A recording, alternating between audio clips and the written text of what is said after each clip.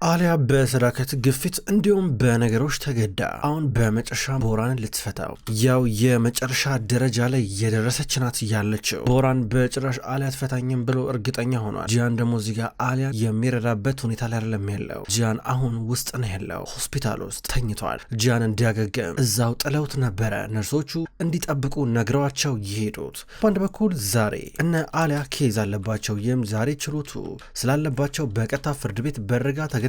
እዛ ፍርድ ቤት በርጋ ሆነው ድንገት ቦራን እየመጣ ነበረ። ቦራን አጠገቡ ሌሎችም እንደነ ኤጀመል ያሉ ሰዎች አጅበውታል። ገና ከመኪናው እንደወረደ እናቱን እየገላመጣን ነበረ። ከእናቱ ጎን ነው ያለው። አሊያ ከነ ሰዳከትና ከጋር ናት የምትገኘው። ቦራን ከነ አሊያ ጋር እንዲህ በተፋጠጠበት ሰዓት ላይ በቀጥታ ወደ ውስጥ እየገቡ ቦራን ያስጨነቀው ነገር አሊያ ጨክና እንደምትፈታውና እንደማትፈታው ነው። በተለይ ደግሞ ያንን ቪዲዮ ለዳኛው ካላሳየችው ፍርድ ቤት ላይ አውጥታ ይሄው የምፈታበት ምክንያት ይሄ ነው ብላ እስካላሳየች ድረስ በጭራሽ የፍቺ ጉዳይ እንደማይሳካ አይነት የሆነ ስሜት አለው። ከዛ ቦራን ጠበቃውን እዚህ ጋር እየጠየቀው እስኪ እናያለን ብሎ እየነገረው ነበረ። እሱ ራሱ እርግጠኛ አይደለም። ተያይዘው ሰብሰብ ብለው ወደ ፍርድ ቤቱ እየገቡ ናቸው። አሁን ችሎቱ ተጀምሯል። የአሊያ ጠበቃ ኤሮል ስለ ፍቺው ያለውን ሁኔታ ያስረዳል። ስለ ፍቺው ያለውን ሁኔታ ካስረዳ በኋላ መልሶ ደግሞ የቦራን ጠበቃ ሲከራከር ነበር እየተቃወመ። አሁንም ቢሆን ቦራን ሚስቱን አሊያን ያፈቅራታል፣ ስለዚህ ይሄ ፍቺ መጠናቀቅ የለበትም እያለ እያስረዳ ነበረ። አሊያ ቦራን እንደዚህ እያለ ለጠበቃው ነግሮት አሁን ጠበቃው ደግሞ ሲያስረዳ በጣም እየተናደደች ነበረ። ከዛ እዚህ ጋር የአሊያ ጠበቃ ማስረጃ አለን እያለ ነበር። ዳኛው ማስረጃ ከሌላችሁ ተስማሙ የሚል ነገር ሀሳብ አቀረበ። ከዛ የአሊያ ጠበቃ ማስረጃ አለን ብሎ ያንን ቪዲዮ ሊያወጣው ነበረ። በሌላ በኩል ጂያን እዛው ተኝተዋል ሆስፒታል ውስጥ። ብዙ ነገር ተስተካክቶለታል። ቀና ብሎ ሰዓቱን ተመለከተ። ከዛ አሊያ የት ናት ብሎ ጠየቀ። አሊያ እንዲሁም ሌሎቹ የሉም ብላ ነገረችው ነርሷ። ሰዓቱን ሲመለከት አሁን ችሎቱ እንደሚጀምር ገባው። ከዛ በኋላ ላዩ ላይ የነበረውን ነገር እየነቃቀለ ልብሴ ታል ሌላ ታልነርሷል። አቶ ጂያን እባክህ ተጠንቀቅ፣ መነሳት የለብህም እኮ ማረፍ ነው ያለብህ፣ እባክህ አረፍ በል እያለችው ነው። እሱ ግን ልብሴ ታለ ብሎ እያስቸገረ ነበረ። በሌላ በኩል ኤሮል ለዳኛው ያለውን ነገር ያስረዳል። ክቡር ዳኛ፣ ክሳችንን በተመለከተ ማስረጃ አለን እኮ የራሳችን ባለፈው ልታ ልናቀርበው ፈልገን ነበረ። በባለፈው ችሎት ነገር ግን ባጋጠመን የቴክኒካል ስህተት ምክንያት ማስረጃውን ሳናቀርብ ቀርተናል። ስለዚህ አሁን ይህን ማስረጃ እንድናቀርብ ይፈቀድልን ብሎ እየጠየቀ ነበር። ኤሮል ቦራና ጠበቃው ተያየው። አሊያን ጊዜ ዞር ብላ ሰዳከትን እያየቻት ነው። ሰዳከት ፈቃደኝነቷን እየገለጸች ነው። ሰዳከት እንዲሁም አሊያ በዚህ ጉዳይ ቀደም ብለው ተነጋግረዋል። ይህም አሊያና ቦራን ካልተፈቱ ግርግሩ እንደማይቆም ነው ሰዳከት ያሰበችው። ኤሮል ዞር ብሎ አሊያን እየተመለከታን ነበረ። ቦራን ፈርቷል። በአንድ በኩል አሊያ ከኪስ ውስጥ ፍለሽ እያወጣች ነበረ። ፍለሹ ለኤሮል ተሰጠ። ኤሮል ተቀብሎ ፍለሹን በቀጥታ ዳኛው እንዲመለከተው እያቀረበ ነበረ። ቪዲዮ ተከፈተ። ቪዲዮ ሲከፈት የራሱ የቦራን የገዛ ኑዛዜ ነበር እዚህ ቪዲዮ ላይ የሚታየው። ይህም ለጂያን የተላከውን ቪዲዮ ነበር የተከፈተው። ሚስቴን አግባት የሚል አይነት ሁኔታ ነበረ እየተናገረ የነበረው። ይህን ቪዲዮ ሁሉም ሲመለከቱ ገረማቸው በጣም። ዳኛውም ቢሆን እየገረመው ነበረ። ውሳኔውን እንደሚቀይር ይጠበቃል። በአንድ በኩል ጠበቃው ኤሮል ደግሞ ማስረጃ አለኝ ብሎ ቡርጉን ቼሊቢን እየጠራው ነበረ።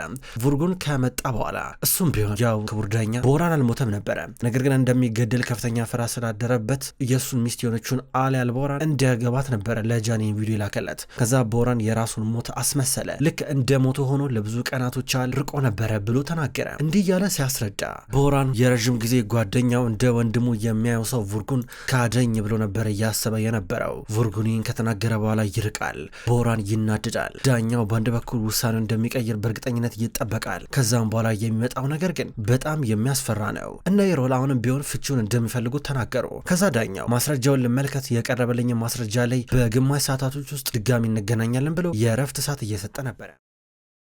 በሌላ በኩል ጂያን ከሆስፒታል እየወጣ ነው ያለው። ጂያን ቁስሉን ደገፍ አድርጎ ቀስ እያለ እያቃሰተው ነበር እየወጣ የነበረው። ድንገት ነበረ ያልቺን ያገኘው። ያልቺን ዶክተሩ ሲያገኘው ጂያን ምን ሆናል? አልዳንግም እኮ ምን ሆናል? እባክህ እንዳትሄድ እባክህ፣ እንደ ዶክተር ነው የምጠይቅህ እያሉ ነበረ። ያልቺን ተወኝ፣ መሄድ አለብኝ ብሎት ሄደ። ያልቺን ግራ ግብት ብሎት እያየው ነበረ። ጂያን ከሆስፒታሉ እየወጣ ነው ያለው። በሌላ በኩል እነ አሊያ ከግማሽ ሰዓት በኋላ ድጋሚ ተመልሰው ወደ ችሎቱ ገብተዋል። ችሎቱ ከቆሙበት ቀጥለዋል። ዳኛው ማስረጃ አሰባስበው አሁን ውሳኔ እየሰጠ ነው ያለው። ለአሊያ ይህ ነገር ጥቅም ጉዳትም ይዞ ነው የሚመጣው። ውሳኔው ፍቺ ነው። ሁለቱም እንዲፋቱ ተወስኗል። ነገር ግን የጂያን ዴኒስ አልቦራ ጉዳይ የአሳዳጊነት መብት በቀጥታ ለቦራን አልቦራ እንዲተላለፍ ነበር እዚጋ የተሰጠው። ቦራን በአንድ በኩል ቢናደድም በአንድ በኩል ተደሰተ። አሊያም በአንድ በኩል ብትደሰት በአንድ በኩል የሚያስከፋት ነገር ነው የሚሆነው። ስለዚህ ቦራን ከዚህ በኋላ ልጇን እንዲያሳድግባት መብት ተሰጥቶታል። ምንም አይነት ተቃውሞ አይቻልም። በአንድ በኩል አሊያ እዚጋ እንደ እንደምንም ብላ ራሷን ለማረጋገጥ ስትሞክር አቃታት። ባንዴ እያዞራን ነበረ። ተጥመልምላ መልሳት ስትነሳ እየተቀመጠች ነበረ። ከዛ በኋላ ኔሮል መጥተው አሊያ ያለቀለት ጉዳይ ለምሽ የመጨረሻ ውሳኔ አይደለም፣ እሺ ውሳኔውን እናስቀለብሳለን፣ እሺ ችግር የለም እያሉ ያባብሏታል። ናሬና ሻይን ቢሆን አብረው አጠገባ ሆኖ እያባበሏን ነበረ። ሰዳከት ከሞላ ጎደላውን ደስተኛ ናት። ምክንያቱም ሕፃኑ ቦራን ከወሰደ በኋላ ትልቁ ቤት መጥቶ እንደሚያኖረው እርግጠኛ ስለሆነች። ከዛ ቦራን እየወጣ ከእናቱ ጋር እንኳን ደስ አላትኝም እንዴ በማለት ይነግራታል። ከዛ እሷ እንኳን ደስ አለኝ ልጅ፣ ያው የልጅ ልጄን ትልቁ ቤት ይዘው መተ ስለምትኖር ችግር የለም እያለችው ነበረ። አሊያ ግን ሚስት አይደለችም ይህንን አስታውስ እያለችው ነበረ። ግርግር እንዳትፈጥር ወደ ራስ ተመለስ አለችው። ከዛ ቡርጉን እየወጣ ያለ ቡርጉን ካድከኛ አይደለ ካድከኛ ታሳፍራለ ለዚህ ዋጋ ትከፍልበታለህ ይለዋል። ቦራን ረባካታ ማር ቢያንስ ልጅን አግኝታል ምሮ የምትለው እንደውም ማመስገን ያለብን እያለው ነበረ። በሌላ በኩል ጃን መኪና ውስጥ ነው ያለው። ድንገት ወደ ካያ ጋር ደወለ። ካያ ከፍርድ ቤቱ ወጥቶ እየራቀ ነበር ያለው። ካያ ስልኩን አነሳው። ሄሎ ካያ የት ናችሁ እያለው ነበረ። እንዴ ጃን የት ነው ያለው አንተ ራስህ ሲለው ነበረ። እኔ ከሆስፒታል ወጣሁኝ ሲለው ነበረ። ለምን ወጣ ሲለው ነበረ። ስለ ችሎቱ ንገረኝ ምን ተፈጠረ ሲለው ችሎቱ ተጠናቋል እኛም ከፍርድ ቤት እየወጣን ነው እያለ ነበር። ካያ መጀመሪያ ለመናገር አልፈልግም። ከዛ በኋላ ጃን ውጤቱ እንዴት ሆነ ሲለው ነበረ። አዎ አሊያ ተፋታለች ከወንድሜ ጋር ችግር የለም ሲለው ነበረ። ጥሩ ይላል ጃን እንባ የተነነቀው። እሺ ሌላውስ ዴኒዝስ ሲለው ነበረ።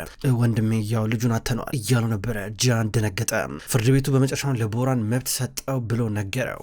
ጃን እያዘነ ነበር። ሽሽ በቃ ወደዛ እመጣለሁ መንገድ ላይ እንገናኛለን ይለዋል። ስልኩ ተዘጋ። ጃን ለምን ከሆስፒታል እንደወጣ ራሱን ካያ ግራ እየገባቸው ነው። ከድርና ካያ አብረው እየሄዱ ነበረ። ጃን መኪናውን ለደቂቃዎች እየነዳ ነበረ። ነገር ግን ድንገት አመመው። ውስጥ መሆን ነበረበት። እዛ ሆስፒታል ውስጥ ተኝቶ ማገገም ነበረበት። አሁን አልቻለም። ስለዚህ መኪናውን መንዳት ስለከበደው መኪናውን አቆመው። መንዳት ሁሉ ከበደው እንጂ አሊያ ቤት እየመጣ ነበረ። በሌላ በኩል እነ አሊያ አሁን ቤት መጥተዋል። አሊያ፣ ሰዳከት፣ ሻይን፣ ካያ እነሱ እንዳለ ሰብሰብ ብለው ወደ እነ አሊያ ቤት ነበር የመጡት። ወደ ጊዜያዊ ቤታቸው ከመጡ በኋላ ቦራንም መጥተዋል። ከዛ አሁን እዚህ ጋር እንግዲህ አሊያ ጃንን አናግረው ሕፃኑን ቀስ ብላ ለቦራን ልሰጠው ነው። መጀመሪያ ግን ማናገር አለባት። ቦራን ከህግ ሌሎች ሰዎችንም ይዞ ነበር የመጣው። እነዚህ ሰዎች ባይል መንጠቅ ልጅ ያውቁበታል። ነገር ግን አሊያ ይህ ነገር እንዲፈጠር ስለማትፈልግ በጸባይኔ ላናግረው ብላ ወደ ውስጥ ልትገባ ነው። እነሱም እሺ ያሉት ፈቀዱላት። ወደ ውስጥ እየገባች ነበረ።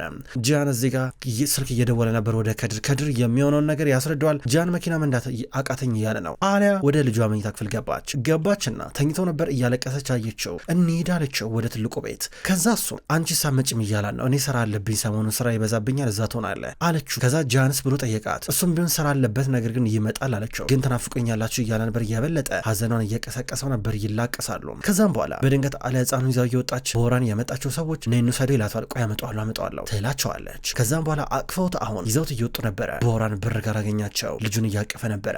ናፍቀኛል ከዚህ በኋላ እንለያይም ብሎ ያቅፈዋል። ህፃኑ ጃን ምንም የሚያውቀው ነገር የለም። ከዛ አሊያ ደግሞ እያቀፈችው ነበረ። እመጣለሁ ችግር የለም ሰሞኑን ስራ ቢዚ ስለመሆን እወዳለሁ እያለችው ነበረ። እናትና ልጅ በዚህ መንገድ ሲለያዩ በፍቅር ይሄን ያህል ብዙም ለየት ያለ ነገር አልተፈጠረም ነበረ። በድንገት ነበረ ወታደሮች የመጡት። የዛ አካባቢ ፖሊሶች የወታደር ልብስ ይለብሳሉ። እነሱ በመኪናቸው ሲመጡ ሰዳከት አየቻቸውና ማን የጠራቸው ብላ ጠየቀች። ከዛ ቦራን እኔ ነኝ እያለ ነበረ። ሰዳከት አልገባትም። ለምን ስትሎ ነበር። ምክንያቱም ትልቁ ቤት ውስጥ ከልጅ ጋር አልቆይም እዛ እንሄድም ብሎ ተናገረ። ከዛ ላይ ደነገጠች። ታዲያ የት ነው የምትሄዱት ብላ ይጠቀሽ ነበረ። ንገረኝ የት ነው የምትሄዱት ብላ እየጮችበት ነበረ። ሁሉም ግራ ገባቸው። ከዛ ቦራን ወደ አባቴ ቤት ነው ልጄ የምወስደው ሲል ነበረ። ጀመል ቤት ውስጥ ነው ልጄ ማሳደገው ብሎ በግልጽ ሲናገር ሰዳከትና አሊያ ደነገጡ። ተያዩ። አንተ እንዴት ነው የምታወራው ይለዋል። ካያ ደንግጦ እሱም ቢሆን ምንድነው የምታወራው እያሉ ነበረ። ሁሉም አሊያ እየተከተለችው ነበረ። አሊያ ልጄን ስጠኝ እያለችው ጠበቃው እየተከተለ ፖሊሶቹን ይጣራል። ፖሊሶቹ መጡ። ግርግር ተፈጠረ። ፖሊሶቹ አሁን እዚህ ጋር አሊያን ለማስቆም እየሞከሩ ናቸው። ምክንያቱም ከዚህ በኋላ ምንም አይነት መብት የላትም፣ ግዴቷ መወጣት አለባት። ይሄ በህግ አንድ ጊዜ የተወሰነ ጉዳይ ነው። አሊያ ልጄን አምጣው ብላ ልጇ ስትጎትት በአንድ በኩል እዚህ ጋር ጃን ደነገጠ። ማልቀስ ጀመረ። ከዛ እጁን እየዘረጋ እናቴን እፈልጋለሁ እያለ ነበረ። ቦራን በአንድ በኩል በግድ ልጇን እየጎተተ መኪና ውስጥ ሊያስገባ ድንገት ኤጀመል እየመጣ ነበረ። ኤጀመል እየመጣ ናናና እያለ መኪና ውስጥ እያስገባው ነበረ። አሊያ እባክህ ልጄ መልስልኝ፣ ይፈራል እዛ አትውሰደው ብላ በተደጋጋሚ ቦራንን ለመነችው።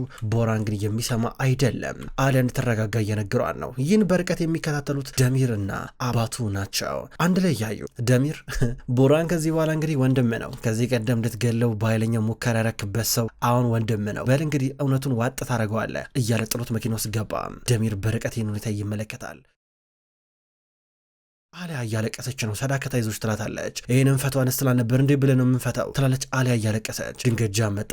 ጃን እንደመጣ እያቃሰተ ከመኪና እየወረደ ሄዶ እያቀፋ ነበረ። ልጅን ወሰዱት እኮ ትለዋለች። የት እያላ ነበረ። ጀመል ጋር ስትለው ነው የመኪና ውስጥ ግቢ ብሏት በቀጥታ መኪና ውስጥ ተያይዘው ይገባሉ። ከዛ በቀጥታ ወደ እነ የጀመል ቤት እየሄዱ ነበረ። ጂያን መኪናውን መንዳት ሁሉ እየከበደው ነበረ። እጁን ያዝ ታረግለታለች። ምክንያቱም እጁ እየደማ ነበረ። ግሉኮስ የተሰጠበት የተወጋው ቦታ እየደማ እጁን ደገፍ አርጋ እዚህ ጋር ጂያን አቅመ ቢስ ሆነ። ምክንያቱም ታሟል። ቦራን በሌላ በኩል ህፃኑን ጂያን ወደ እነ የጀመል ቤት እየወሰደው ነበረ። ወደ የጀመል ቤት ወስዶት ከዛም በኋላ ጂያናውንም ቢሆን እያለቀሰ ነበር። አታልቀስ አያተ ቤት መታል ሲለው ነበረ። የጀመል እዚህ ጋር ጂያንን ሊገባቦ ሲሞክር አትንካኝ እያለ ህፃኑ በጣም እየተሳቀቀ ሲያለቅስ ነበረ። በአንድ በኩል ሻይን አምጣው እያለ ህፃኑን ተቀብሎ ለናሬ ሊሰጠው ነው። ፈርቷል እኮ ስጠኝ እያለ በግድ ለናሬ አቀባብሎ ሰጣት። ናሬ እሱን ተቀብላ በቀጥታ ወደ ውስጥ እየገባች ነበረ። ቦራን የፍርድ ቤት ውሳኔ ነው፣ ልጄን የማሳደግ መብት አለኝ፣ ማንም አይናገርም እያለ ሲናገር ሻይን ከሱ ጋር ካልተጣላ ብሎ ከቦራን ጋር መደባደብ ጀመለ። የጀመል ይገራግላል። ሁለቱ ወንዶች መደባደብ ጀመሩ። ሁለቱ ወንድማማቾች እንዴ ሲደባደቡ የጀመል ደግሞ ወንድማማቾች እኮ ናቸው አትጣሉ እያለ ነበረ። በአንድ በኩል ዘሪን እንዲሁም ናሬ ከህፃኑ አጠገብ ናቸው። ቪዳን ብትሆን አብራቸው ነበረች። ና እያሉ ያደረገውን ጃኬት እያወለቁለን ነበረ። እሱ በጣም ደንግጦ እያለቀሰ ነበር። ሳይታሰብ ትኩሳት ሁሉ እየወጣበት እያመመው ነበረ። አክስታ አጠገባለች። እሺ ችግር የለም እያለችው ነበር ዘሪን። እንዴ እኔ እኮ አክስትህ እኮ ነኝ አታምነኝም እንዴ ችግር የለም እያለች ናሬ ታባብለዋለች። ጃን እማዬን እፈልጋለሁ እናቴ ጋር ውሰዱኝ ብሎ ማልቀሱን ይቀጥላል። ዘሪን የሆነ ነገር እያደረገች ለማጫወት እሱን ለማስረሳት እየሞከረች ነገር ግን እምቢ እያላቸው ነበረ።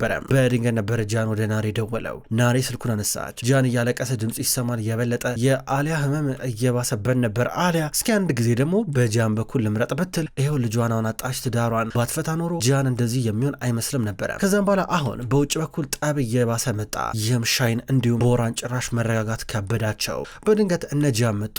ጃን ከጋርዶቹ ወደ ውስጥ እየገባ በሩን ተኩሶ ገንጥሎ ገባ። እንደገባ የቦራን ሰዎች የጀመል ሰዎችም ሽጉጣቸውን እያነጣጠሩ ነበረ። ቦራንና ጃን እዚህ ጋር ወንድማማቾች አይመስሉም። ከዛ በኋላ ጃን ምረጥ ቦራን ህፃኑን ጃንን ለእናቱ መልስ፣ ለአሊያ መልስ፣ እዚህ ጋር እየሰጠው ነው ምርጫ እያለው ነበረ። ሰዳከትን ብትሆን ከመጀመሩን እንደዚህ ጨካኝ ሆንኮ ብላ ቦራን ላይ የጮችበት ነበረ። ቦራን የለየለት ጨካኝ ሆኗል። ቦራን ጭራሽ ፖሊስ እጠራለሁ አስይዛቸዋለሁ እያለ መዛት ጀመረ። ድንገት ጠብ ተነሳ። ድንገት ነበረ ጃን የጀመልን አንስቶ ያፈረጠው። ከዛ ሻይንም ከቦራን ጋር ይደባደባል። እንዲህ የሆኑ ድምጽ በውጭ በኩል እየተሰማ በአንድ በኩል ጃን አለ አንቺ ወደ ውስጥ ግቢ እያላ ነበረ። እሷ በራ ወደ ውስጥ ገባች። ከልጇ አጠገብ እየሆነች ነበረ። ልጇን አገኘች። እያባበለችው ነበረ። አለው የትም አልሄድም ብላ እያባበለችው ነበረ። አሁን ቦራን ወድቋል። ሻይን ገፍትሮት ወድቆ ከወደቀበት እንደምንም ብሎ እያጣጣረ እየተነሳ ነበረ። የበለጠ ጃንን እንዲጠላ ነው የሚያደርገው። ቦራን ወስን ልስማ ወስን አሁኑ ልጁን ስጠን እያለ ጃን እዚህ ጋር እየጠየቀው ነበር። አለበዚያ ከኔ ጋር ጠላት ትሆናለህ አለው። ስማ ልጄን አልሰጠም ጥፋ ከዚህ ላይ አልፈልግም እያሉ ነበር በግልጽ። ከዛም በኋላ ፖሊስ እንጠራን እያለ ቦራን ይይዛል። የምርም ፖሊስ እየጠራ ነበረ። አሊያ አንድ ጊዜ መጣውኝ ብላ ልጇን ጥላ እየወጣች ነበረ። ጃን አትጣላ እንሂድ በቃ እያለችው ነበረ። ጃን እዚህ ጋር ግርግር እንዳይፈጠር ስለታመመም ትንሽ ሌላ ነገር እንዳይፈጠር በጣም ፈርታለች። ጃን የፈለገ ብትዝትብኝና እዚህ መታ ብታጓራ ማንም የሚሰማ የለም እያለ ቦራን ይይዛል። ለጀመል ነገሩ የተመቻ ይመስላል። ድንገት ፖሊስ መጣ። ሲመጣ ጃን አልቦራ በራችንን ሰብሮ ገባ እያለ ጀመል እከሷለሁ ሲል ነበረ። ቦራንም ተደረበ። ልጄን ሊያግቱብኝ ነው ዛሬ በህግ ያገኘሁትን ልጄ ሊወስዱብኝ ነው ብሎ ተደረበ። ከዛ ሰዳከት እዚህ ጋር እንዴት እንደዚህ ይባላል ትላለች። ነገሩ ለመከላከል ሞከሩ። ጃን ግን መያዝ አለበት። ጃን ተያዘ። ጃን ተይዞ ወደ ውስጥ እየተወሰደ ነበረ እና አሊያ ከግቢው ተባረሩ። ከግቢው አባሯቸው ገፈታትረው በርጋ ቀሩ። አሊያ ልጄን ሳልወስድ የተማሪድን ብላ በርጋ ቆማለች። ጀመል ደግሞ እዚህ ውለሽ ታራያታለሽ እንጂ ልጅሽን አታገኘም እያላን ነበረ። ጃን ታስሯል። ጃን ታስሮ በቀጥታ ወደ እስር ቤት አስገቡት፣ ጊዜያዊ ማቆያ።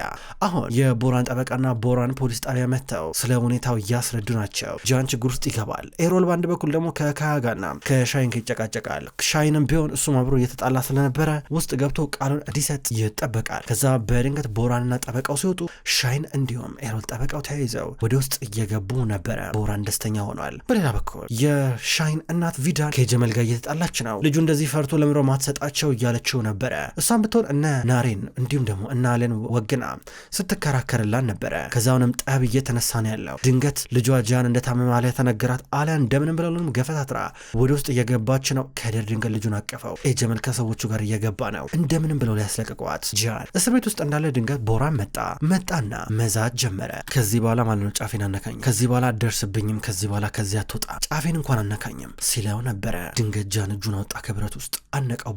ቦራንን ሴጥ እያደረገው ነበረ። ቦራን መተንፈስ ከበደው። ቦራን እንደዚህ መተንፈስ ሲያቅተው ድንገት ኤሮል ባይመጣ ኖሮ እዞ ይገለው ነበረ። ድንገት ኤሮል መጣና አገላገላቸው። እንዴ ጂያን ችግር ውስጥ እኮ ትገባለህ፣ ይሄ ልጅ እኮ ሊከስህ እኮ ይችላል፣ ምን ሆነሃል? ተረጋጋ እንጂ እያሉ ነበረ። ጂያን መታመሙን ነገረው። ሆስፒታል ደግሞ ወስደውታል። አሊያውን ለጂያን ሕክምና እያደረገችለን ነው። እነ ሰዳከትም መጥተዋል። ከአንድ ግርግር ወደ ሌላ ግርግር እየተሸጋገሩ ናቸው። ቦራን ደግሞ ድንገት መብታል ልጄን ካላየው ብሎ ሲመጣ አሊያ አስወጣው። ይሄ ነው አባትነት ማለት ናንተ እንዴት ታደርጋለህ? ልጁ ባንተ ምክንያት ታመመ እያለችው ነበረ። ድንገት ጂያን ተፈታ። ጂያን ሲፈታ መጥቶ አሊያን እያቀፋን ነበረ። እዚህ ጋር ቦራን ዞር ብሎ ኤጀመል ይመለከተዋል። እነሱ እንደዚህ የሆኑ አንድ ላይ ጂያን የሆነ ነገር አቅደዋል። ኤጀመልና ቦራን ሊበቀላቸው ነው። ምክንያቱም ህፃኑ ጂያን በጭራሽ እዛ ቤት ውስጥ እንደማይኖር ያውቃል። ከዛ በኋላ ጂያን ወደ ሻይን ተጠጋና ወንድሜ ይቅር በለኝ እባክህ፣ የሆነ ነገር ላረግ ነው፣ ሊከፋ ይችላል፣ ነገር ግን ይቅር በለኝ ሲሉ ነበረ። ከዛ ሻይን ደንግጦ አየው። ናሬም ብትሆን ደንግጣ ግራ እየገባን ነበረ። ከዛ እና የጀመል ጭራሽ ምንም የጠረጠሩት ነገር የለም። ጂያን ጥሏቸው ወጣ። ሻይን ደግሞ ጂያን ወዴት ነው ብሎ እየጠየቀ ነበረ። ምንድነው እየሆነ ያለው ይባባላሉ። ነገር ግን እነ ጂያን በቀጥታ የነ ኤጀመልን ቤት ሊያቃጥሉት ነዳጅ እያርከፈከፉ ነበረ። መጡና በእሳት ለኮሱ ቤቱ ማንደር ጀምሩ። ቤቱ እየነደደና እየተቃጠለ ነበረ።